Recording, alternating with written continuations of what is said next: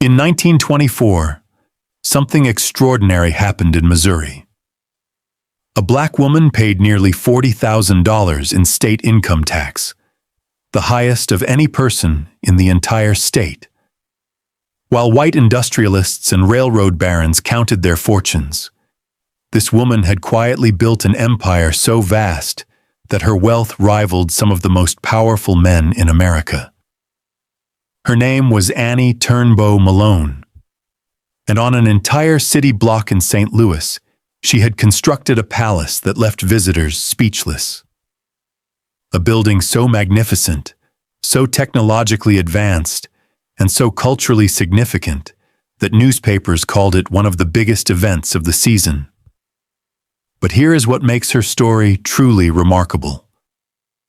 Annie Malone was born just a few years after the end of the Civil War, the daughter of formerly enslaved parents who had escaped Kentucky in search of freedom.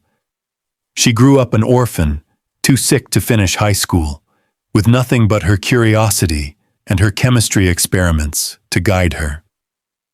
And yet, by the time she reached her 50s, she had become the wealthiest black woman in America, driving one of the first Rolls-Royces in St. Louis while building mansions that would make even the most privileged society families gasp with envy. This is the secret story of Annie Malone's mansion, a tale of ambition carved in stone, of genius born from struggle, and of a woman who proved that the American dream was never limited by the color of one's skin. The orphan who dreamed of chemistry. Our story begins on August 9, 1869, on a small farm near Metropolis, Illinois. Robert Turnbow and Isabella Cook had escaped bondage in Kentucky before the war. Robert had served with the Union's 1st Kentucky Cavalry, fighting for the freedom that so many had been denied.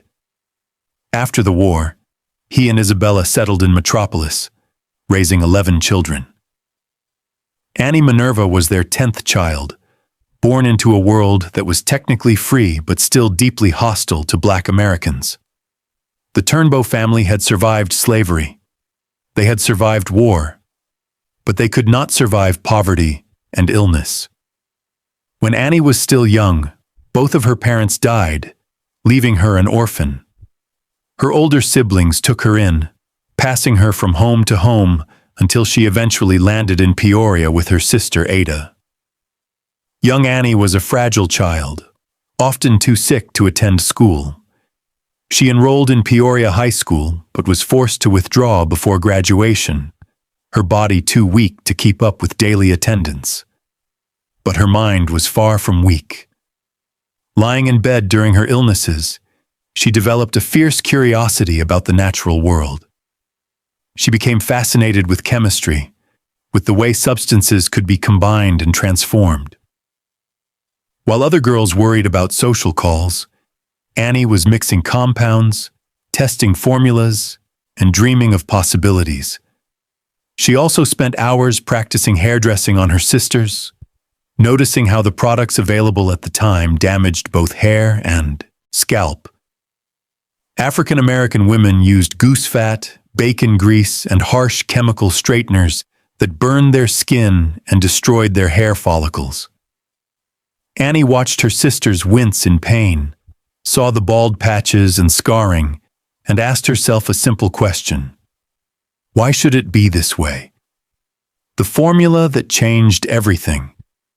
By 1900, Annie Turnbow had moved with her siblings to Lovejoy, Illinois, just across the Mississippi River from St. Louis. Here she conducted her chemical experiments with renewed intensity, testing formula after formula until she developed something revolutionary.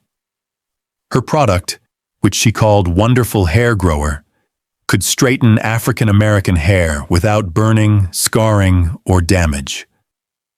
She had also developed special oils and what some believe was one of the first versions of the pressing comb.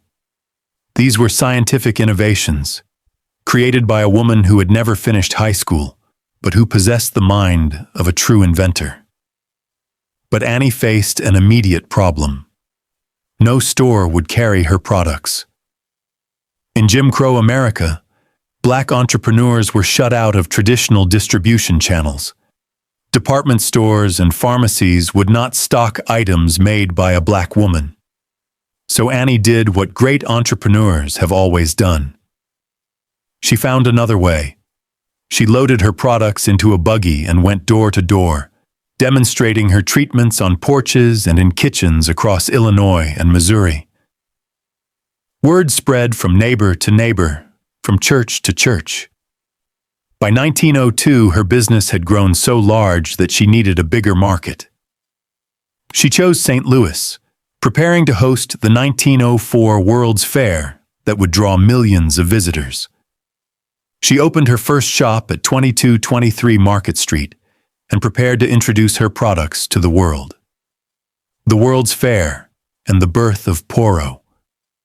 The 1904 World's Fair in St. Louis was a turning point. 20 million visitors came to see the wonders of the modern age. Thousands of Black visitors discovered Annie's products and brought samples home to their communities, spreading word of this remarkable treatment. As her business expanded, Annie copyrighted her products under the name Poro in 1906. The name had deep significance, possibly from a Mende word from West Africa referring to physical and spiritual growth. Whatever its origin, Poro would become synonymous with Black excellence in beauty and business. Annie divorced her first husband after realizing he was more interested in her wealth than in her. This pattern would repeat with devastating consequences years later. But for now, she focused on building her business. By 1910, Poro had outgrown its Market Street location. Annie moved to 3100 Pine Street, and her product line expanded. Black women from coast to coast were becoming Poro agents, earning incomes far exceeding what they could make as domestic servants. In 1914, Annie married again. Aaron Eugene Malone was a former teacher who joined the company as president. Together, they planned something unprecedented, a purpose-built campus that would serve as both business headquarters and a monument to Black achievement. The palace rises in the Ville. In 1917, construction began on the most magnificent structure ever built by an African-American entrepreneur. The site was at 4300 St. Ferdinand Avenue in the Ville, St. Louis's historic Black neighborhood. The building was designed by Albert B. Groves, a distinguished architect. Annie worked closely with him, insisting that the structure reflect both the excellence of her products and the dignity of her people. When Poro College officially opened in 1918, the St. Louis Argus called it one of the biggest events of the season. The building covered an entire city block, 3 acres of prime real estate. It rose 4 stories into the sky, with a mezzanine, basement, and magnificent rooftop garden. The main floor housed 31 booths for shampooing, massaging, manicuring, and hairstyling. Students received complete training in the Poro system, learning hair care, posture, speech, professional dress, and business management. But the building offered so much more than a beauty school. There was an auditorium that seated 800 people, perfect for concerts, speeches, and community gatherings. A fully equipped gymnasium allowed students and community members to maintain their physical health.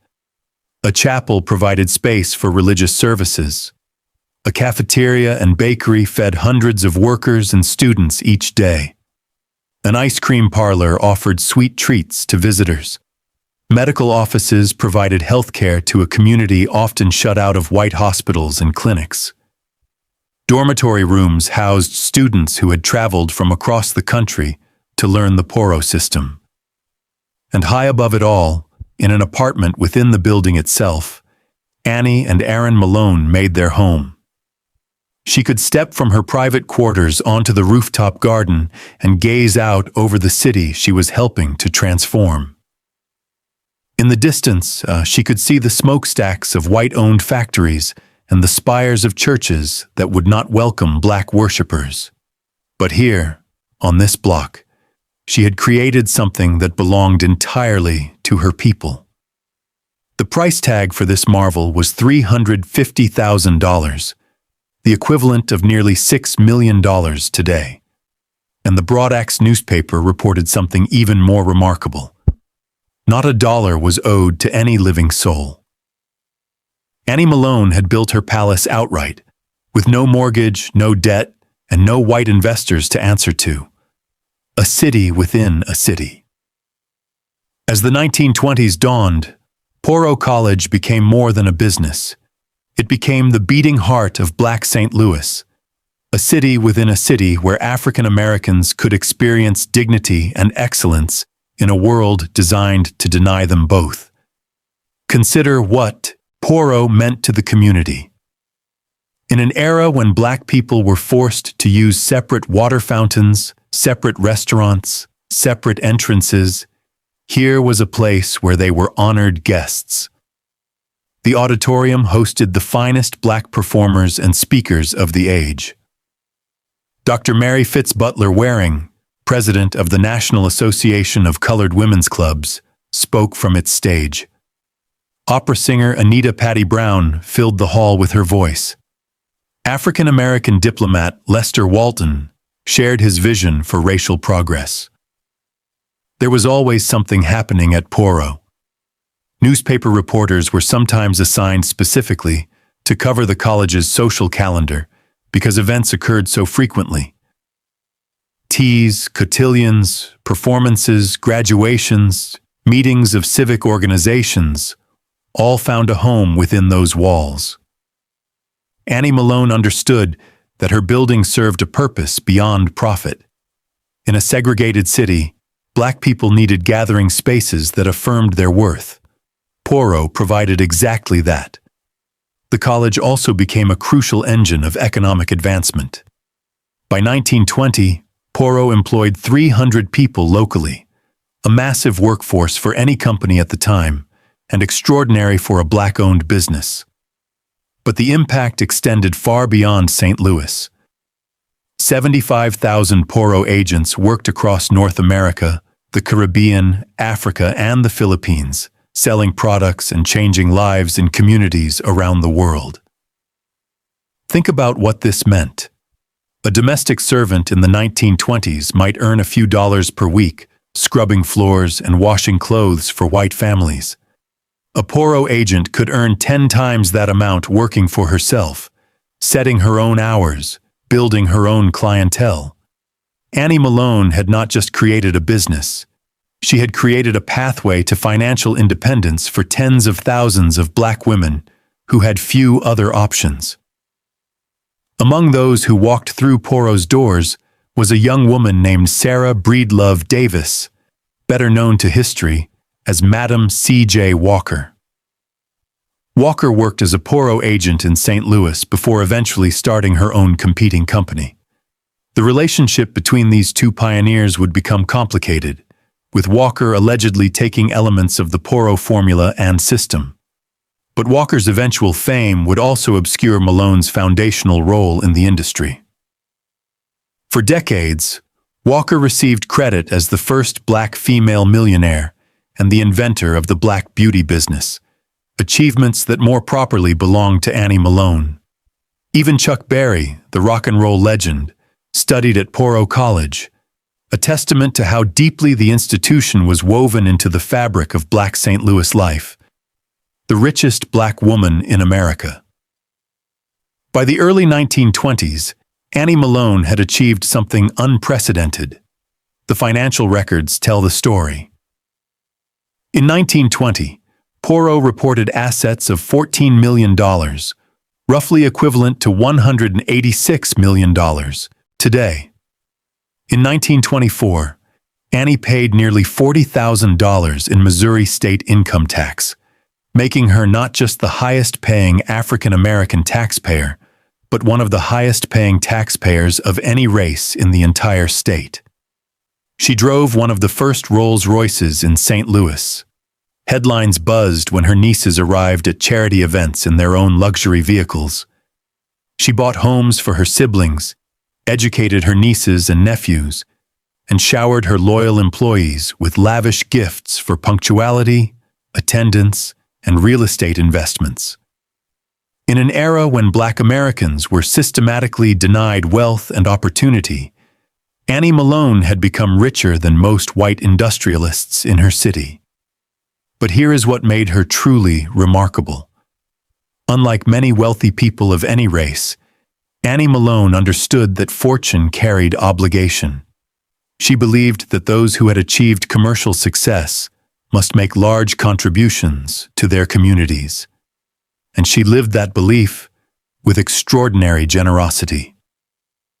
She donated $25,000 to Howard University's medical school, at the time the largest gift the institution had ever received from an African-American donor. She gave $25,000 to help build the St. Louis colored YMCA when African Americans were denied access to white facilities.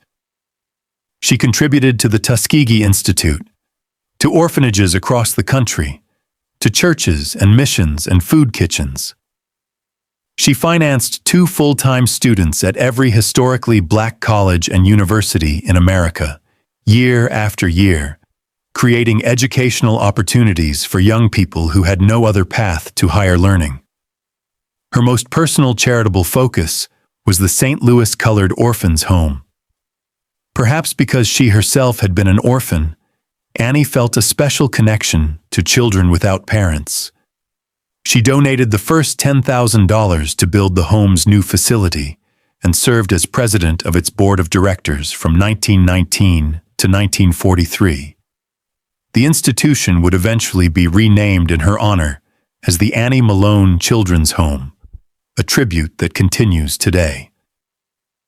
At church conventions, Annie would stand and announce donations of $5,000 or more, her generosity as public as it was sincere. She believed in leading by example, in showing what Black wealth could accomplish when directed toward the community, rather than hoarded for personal pleasure. The storm that tested everything. In September 1927, disaster struck St. Louis. A devastating tornado tore through the northern parts of the city, ripping through heavily populated African American neighborhoods with terrifying force. More than 70 people died.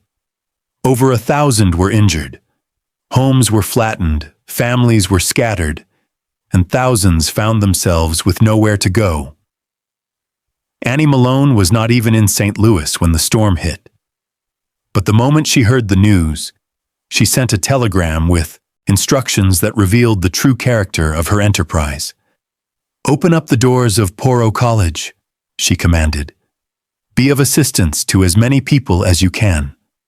For weeks afterward, Poro College served as a principal relief unit for the American Red Cross.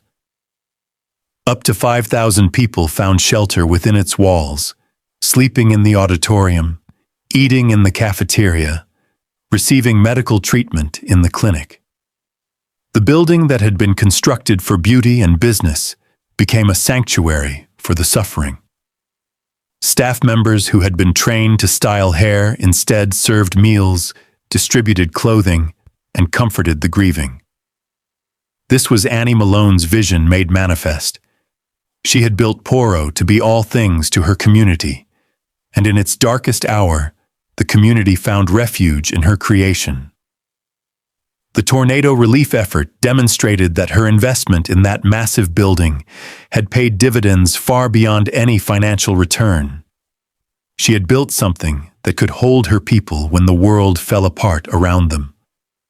But even as she responded to disaster, another storm was brewing. This one would not come from the sky. It would come from the man who shared her bed and her empire, and it would threaten to destroy everything she had built. The betrayal begins. For years, the marriage between Annie and Aaron Malone had shown signs of strain. Power struggles had simmered beneath the surface, hidden from public view but growing more intense with each passing season. Aaron had served as president and chief manager of Poro, positions that gave him significant control over daily operations. But the company, the products, and the vision had always belonged to Annie. She had created everything before she ever met him. As the 1920s progressed, Aaron began positioning himself to claim credit for Poro's success. He cultivated relationships with black leaders and politicians, building a network of supporters who owed their loyalty to him rather than to his wife. He planted seeds of doubt, suggesting that his contacts and business acumen had transformed Poro from a modest enterprise into a national empire. For 6 years, the power struggle remained private. But in 1927, the same year as the devastating tornado, Aaron Malone finally made his move. He filed for divorce and demanded half of everything, half of the company, half of the buildings, half of the fortune that Annie had accumulated through decades of work that began long before she ever knew his name. The lawsuit sent shockwaves through Black America. Newspapers that had once celebrated the Malones as a model couple now chronicled their bitter dispute. Aaron marshaled his supporters, parading black leaders and politicians who testified to his essential role in Poro's success. He painted himself as the architect of the empire, with Annie as merely a fortunate beneficiary of his genius. The court placed Poro College into receivership, meaning that until the dispute was resolved, neither Annie nor Aaron could fully control the company they had once shared. The empire that had taken 2 decades to build now hung in the balance, its fate dependent on judges and lawyers rather than the woman who had mixed the first formula in her sister's kitchen. But Annie Malone had not survived orphanhood, illness, racism, and poverty only to be defeated by a greedy husband. She mobilized her own army of supporters, and they proved far more powerful than anything Aaron could assemble. The women rise. When word spread that Aaron Malone was trying to seize control of Poro, the response was immediate and overwhelming. Poro workers, most of them black women who owed their economic independence to Annie's vision, rallied to her defense. They understood what was at stake. This was not just a divorce case. This was an attempt by a man to claim credit for a woman's work, to take what she had built and pretend it was his own. Church leaders who had seen Annie's generosity firsthand spoke out in her support. The black press, which had documented her philanthropy and community service for decades, sided with her against her husband. And crucially, Mary McLeod Bethune, the most prominent black woman in America and president of the National Association of Colored Women, threw her considerable influence behind Annie. Bethune understood the larger implications. If Aaron Malone could successfully claim half of his wife's fortune simply because he had served as a manager in her company, what message would that send to black women everywhere? That no matter how hard they worked, no matter what they built, a man could always come along and take it from them? The intervention of such a powerful woman helped turn the tide. After months of legal battle, Annie negotiated a settlement. She would pay Aaron $200,000, equivalent to more than $3 million today. It was an enormous sum, but it was worth every penny. The divorce was granted, and Annie was confirmed as the sole owner of Poro College. The company she had built from nothing remained hers. But the victory came at a cost. The legal fees, the settlement, and the disruption to business had drained resources that might otherwise have gone into expansion and innovation. And Annie had learned a painful lesson about trust. She had been betrayed by a husband who wanted her money more than he wanted her. The wound would never fully heal. A new beginning in Chicago. After the divorce, Annie Malone made a decision that would reshape the final chapter of her business career. She would leave St. Louis, Not entirely. She would maintain connections to the city where Poirot had been born. But her headquarters would move to Chicago, the great black metropolis of the North, where she saw even greater opportunity. Chicago, in my opinion, is the capital of Negro America, she told the Afro-American newspaper. The people here are accomplishing things. The atmosphere is one of commercial striving, endeavor, and promise. In contrast, St. Louis, for all its memories, was in most of its attitudes a southern city. My experience would lead me to doubt that Negro businesses can grow to large magnitude in the South without feeling something of restraint, as well as a certain sense of insecurity. In 1930, Annie arrived in Chicago in spectacular fashion. She traveled in caravan style, bringing approximately 150 Poirot employees and their families with her.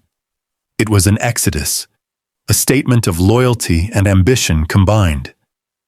She had prepared for this moment by acquiring property on South Parkway, now Martin Luther King Jr. Drive.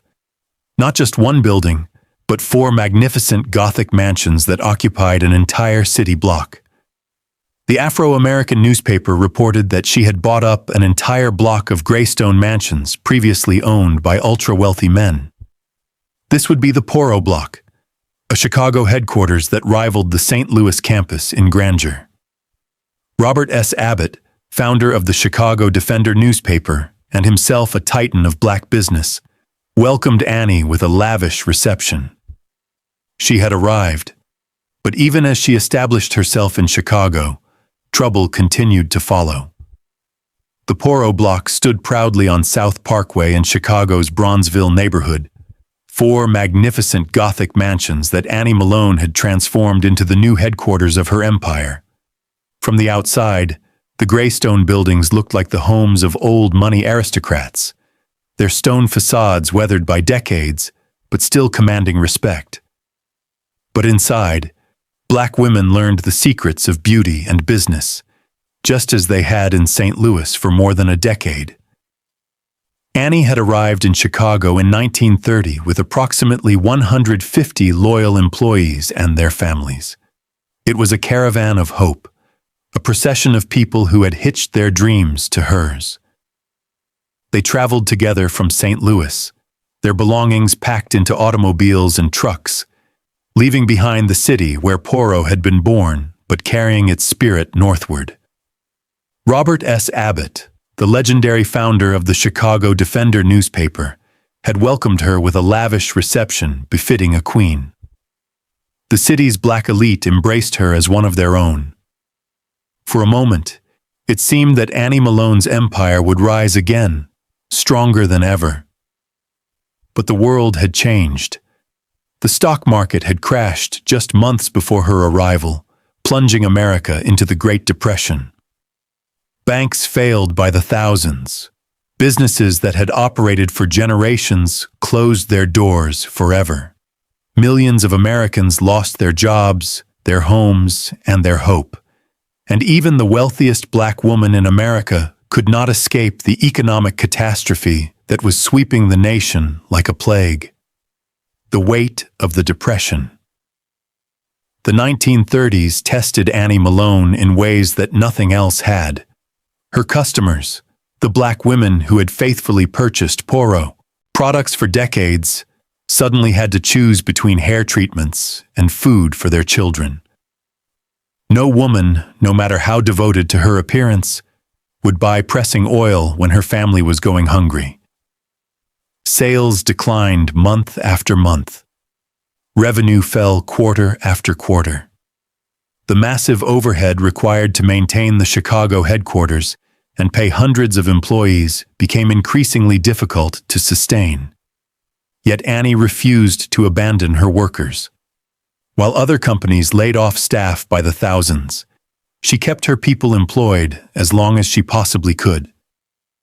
She understood that each employee represented not just a worker, but a family, children who needed food and shelter, parents who deserved dignity. She had always believed that her success carried an obligation to lift others, That belief did not waver even when her own fortune was shrinking like ice in summer heat. She continued her charitable work as well, even when prudence might have counseled otherwise. Orphanages still received donations because children still needed care. Students still received scholarships because education remained the surest path to advancement. The St. Louis Colored Orphans Home, where she remained board president despite having moved to Chicago, still benefited from her generosity. Annie gave even when giving meant depleting her own reserves, because she could not imagine doing otherwise. Meanwhile, legal troubles multiplied.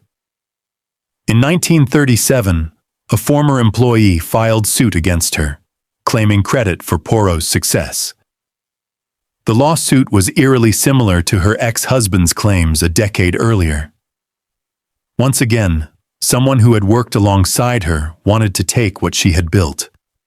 Once again, she had to fight in court to defend her legacy. To settle the lawsuit, Annie was forced to sell her beloved St. Louis property. The building that had sheltered tornado victims, hosted legendary performers, and trained tens of thousands of women passed out of her hands forever. It was a devastating blow, not just financially, but emotionally. That building had been more than real estate. It had been a monument to everything she had achieved. The St. Louis Porro College campus went through several transformations after she sold it. For a time, it operated as a hotel. Then, in 1939, it housed the Lincoln University Law School, an institution created because Missouri refused to desegregate the University of Missouri. The building that Annie Malone had built for Black excellence continued to serve Black advancement, even after it no longer belonged to her. Fire and loss. In January 1940, another disaster struck. A fire swept through one of Annie's Chicago mansions, causing $50,000 in damage. The flames consumed furniture, artwork, and memories. Insurance would cover some of the loss, but no amount of money could replace what the fire had taken. Annie was now in her 70s, an age when most people have retired to comfortable lives surrounded by the fruits of their labor. Instead, she faced rebuilding once again.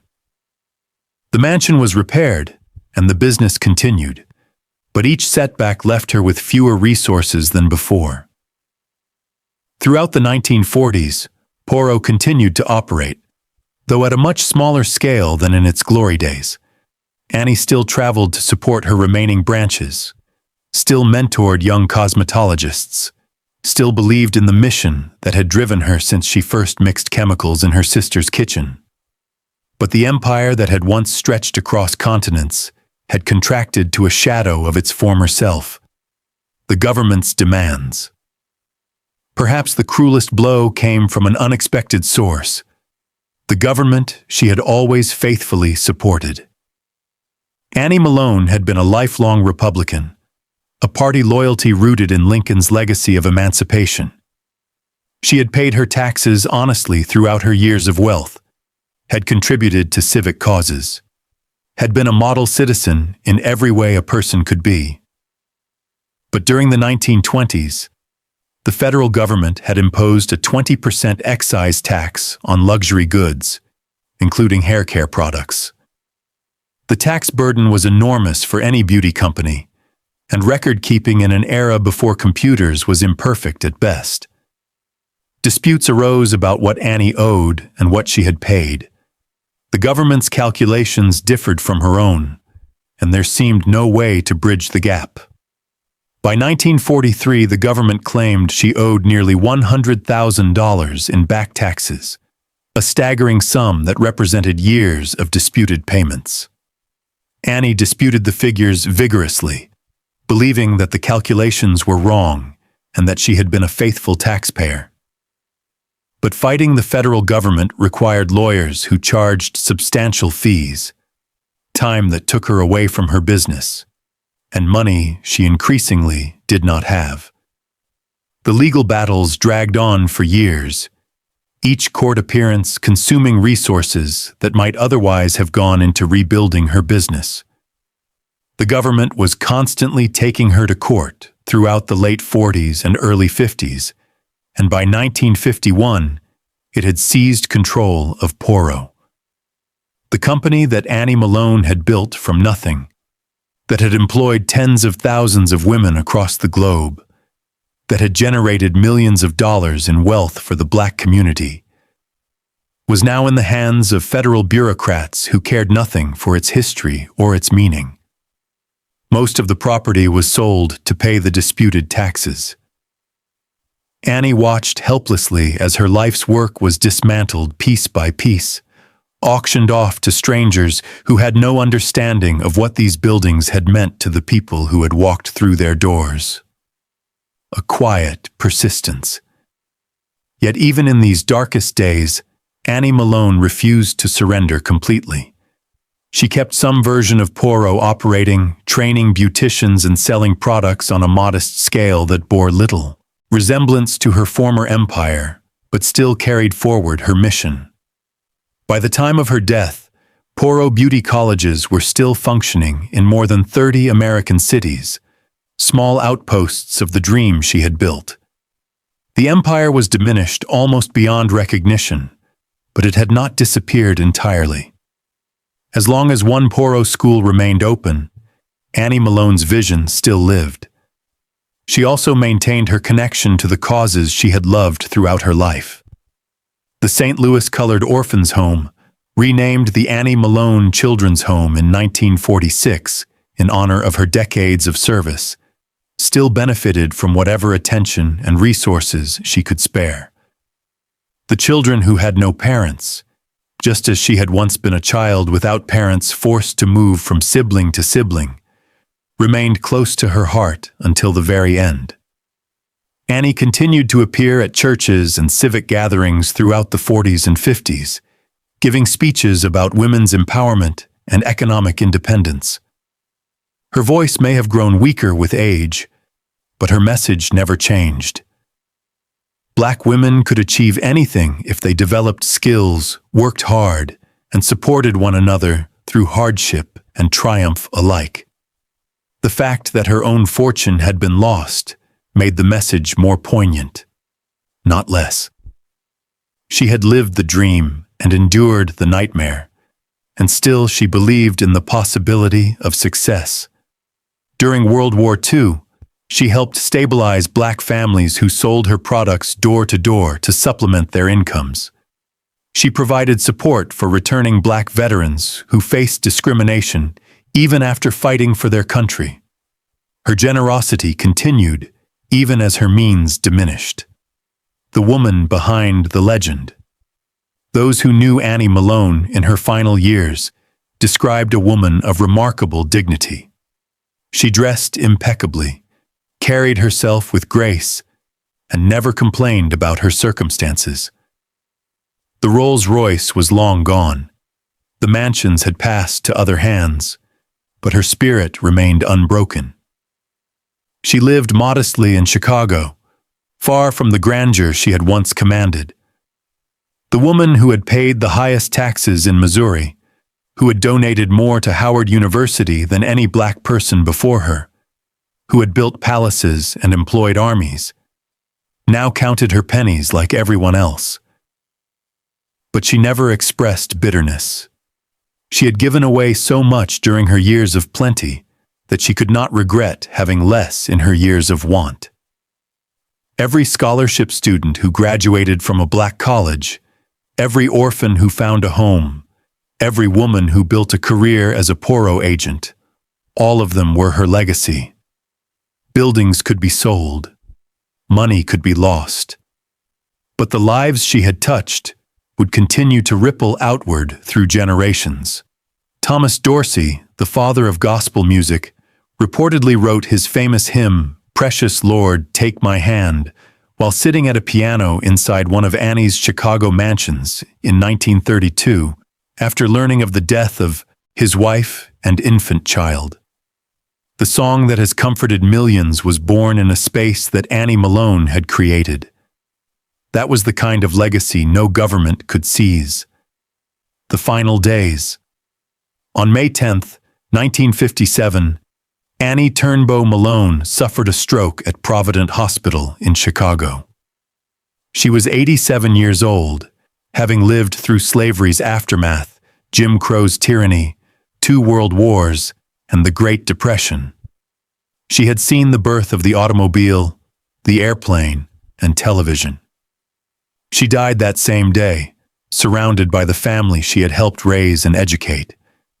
Childless herself, she had bequeathed her business and remaining fortune to her nieces and nephews. But the estate that had once been worth $14 million was now valued at just $100,000. The rest had gone to charity, to legal battles, to taxes, and to the simple cost of surviving when the world turned against you. Her funeral was a modest affair compared to the grand celebrations she had once hosted, but those who attended understood that they were saying goodbye to a pioneer, a woman who had blazed trails that others would follow for generations to come. She was laid to rest at Burr Oak Cemetery in Alsip, Illinois. The grave marker was simple, befitting a woman who had always believed that true wealth was measured not in monuments, but in lives transformed. The legacy obscured. In the decades following her death, Annie Malone's story faded from public memory. Her former employee, Madam C.J. Walker, received most of the credit for pioneering the black beauty industry. Walker's story was dramatic, her marketing was legendary, and her daughter continued to promote her legacy long after her death in 1919. Meanwhile, Annie Malone became a footnote, mentioned occasionally in academic papers, but largely unknown to the general public. The buildings she had built were demolished. The Poro College in St. Louis was razed in 1965 to make way for a public housing complex. The Chicago mansions on King Drive, as South Parkway had been renamed, eventually met the same fate. The Irvin C. Mollison Elementary School now stands where the Poro block once rose. The physical evidence of her achievements disappeared, and with it, much of her story. Young black women who entered the beauty industry had no idea that their path had been cleared by Annie Malone. Students at historically black colleges received scholarships without knowing that she had pioneered such philanthropy. The reclaiming begins. But history has a way of correcting itself.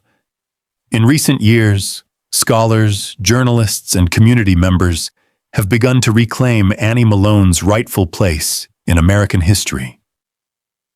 The Annie Malone Historical Society, founded by Linda Nance, has worked tirelessly to preserve and promote her legacy. They have organized exhibits, published research, and educated new generations about the woman who built an empire from nothing. Their work ensures that Annie Malone will not be forgotten again. In 2020, the Netflix miniseries Self-Made brought renewed attention to the rivalry between Annie Malone and Madam C.J. Walker. Though the show took dramatic liberties and portrayed Annie, renamed Addie Monroe, as a villain, it also sparked public curiosity about who these women really were. Many viewers sought out the true story behind the fiction. Historians have increasingly recognized that Annie Malone, not Walker, was likely the first black female millionaire in America. She achieved her fortune years before Walker reached similar heights, and her business model predated Walker's enterprise. Justice delayed is still justice, and Annie Malone is finally receiving the recognition she deserves. In 2019, President Trump's Black History Month proclamation specifically honored Annie Malone, noting that she became one of the most successful entrepreneurs in America at the turn of the century and provided opportunities for African Americans to pursue meaningful careers. Whatever one's politics, the federal recognition was a vindication for a woman the federal government had once pursued relentlessly for taxes. the parade that never ends. Every May since 1910, St. Louis has hosted the Annie Malone May Day Parade, one of the oldest and largest African American parades in the nation. For more than a century, the parade has celebrated her legacy and raised funds for the children's services organization that bears her name. The parade has survived world wars, depressions, and pandemics. It has marched through decades of change, from segregation to civil rights to the present day. Marching bands, dance troupes, community organizations, and political leaders all participate, creating a joyful spectacle that would have made Annie proud. The Annie Malone Children and Family Service Center continues to serve the community she loved. What began as an orphanage now provides foster care, adoption services, crisis intervention, and family support. The mission has evolved, but the spirit remains the same, helping children and families who have nowhere else to turn. When tornadoes strike St. Louis, as they did in 1927 and again recently, the organization named for Annie Malone still opens its doors. Nearly a century after she telegraphed instructions to shelter disaster victims at Poro College, her legacy continues to provide refuge for those in need. What the mansions meant. Annie Malone's mansions were never just buildings. They were declarations of possibility in a world designed to deny Black achievement. When she constructed Poro College in St. Louis, she was announcing to everyone, Black and white, that African Americans could build institutions rivaling anything in America. The 800-seat auditorium was not just a gathering space. It was proof that Black culture deserved grand venues. The rooftop garden was not just a pleasant amenity. It was a statement that Black people deserved beauty and leisure. The gymnasium, the chapel, the dormitories, each element proclaimed that the Black community could provide for itself everything that white society refused to share. When she purchased the Gothic mansions in Chicago, she was claiming space in a neighborhood that had once excluded Black residents. Those graystone buildings, previously owned by ultra-wealthy white men, now belonged to a Black woman who had started with nothing. The symbolism was unmistakable. Power could change hands, wealth could flow in new directions, and the hierarchies that seemed permanent were actually quite fragile. The mansions are gone now, replaced by schools and parking lots. But their meaning endures. Every Black-owned business that rises today, every Black entrepreneur who dreams big, every woman who builds an empire from her kitchen table, all of them walk a path that Annie Malone helped to clear. Lessons from a life. What can we learn from Annie Malone's remarkable journey? Her story offers wisdom that transcends time and circumstance. She taught us that obstacles are invitations to innovate.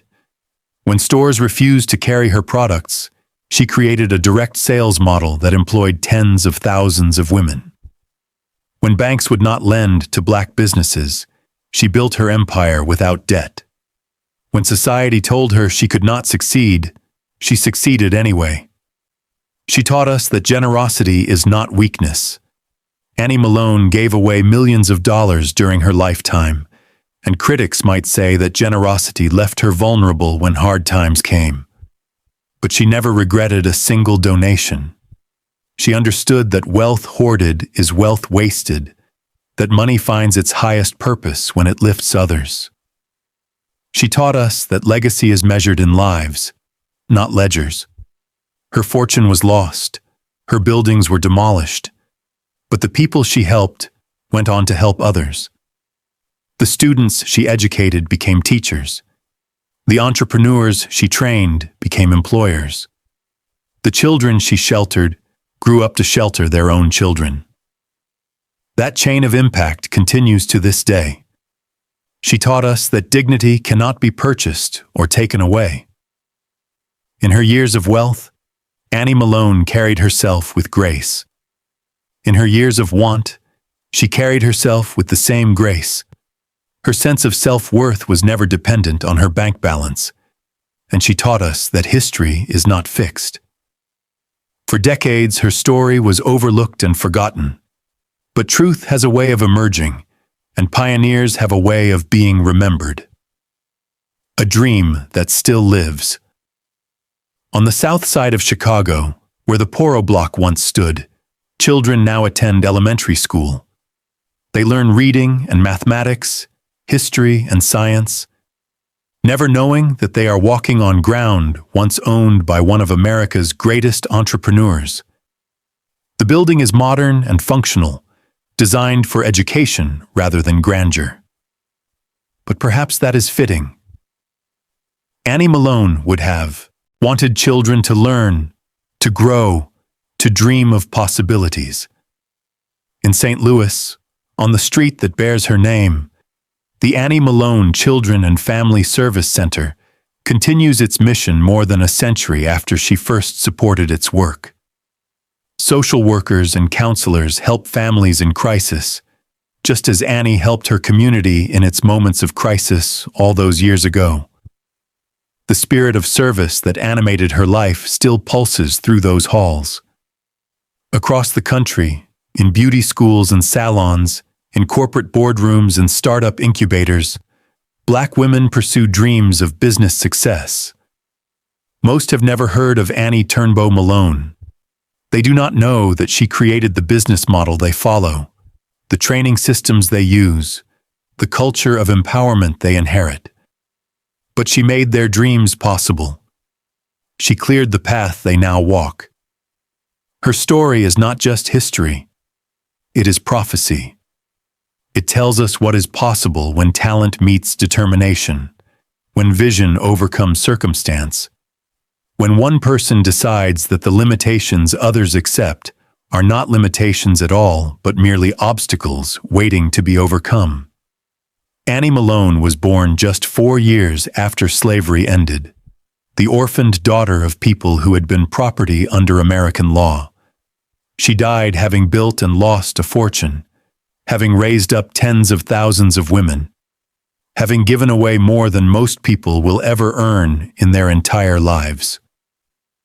She lived 90 years in a country that did everything possible to hold her back, and still she prevailed. And she won. Not because she kept her money until the end. Not because her buildings still stand as monuments to her achievement. She won because she proved that the American dream belongs to everyone brave enough to claim it, regardless of the color of their skin or the circumstances of their birth. She won because she showed that Black excellence is not an exception, but a possibility available to anyone willing to work for it with all their heart. She won because her spirit lives on in every woman who looks at an obstacle and sees an opportunity instead of an excuse. The secret story of Annie Malone's mansion is not really a secret at all. It is the story of America itself, of struggle and triumph, of setback and persistence, of dreams that survive everything the world throws at them.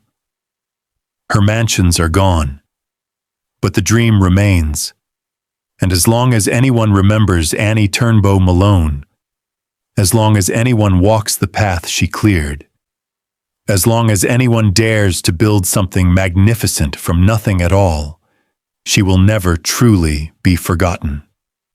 The orphan girl who dreamed of chemistry became the empress of an industry. The sick child who could not finish high school built colleges that trained tens of thousands. The woman who lost everything still managed to leave behind more than most will ever have. That is the legacy of Annie Malone. That is the meaning of her mansions. And that is the story that deserves to be told until everyone knows her name.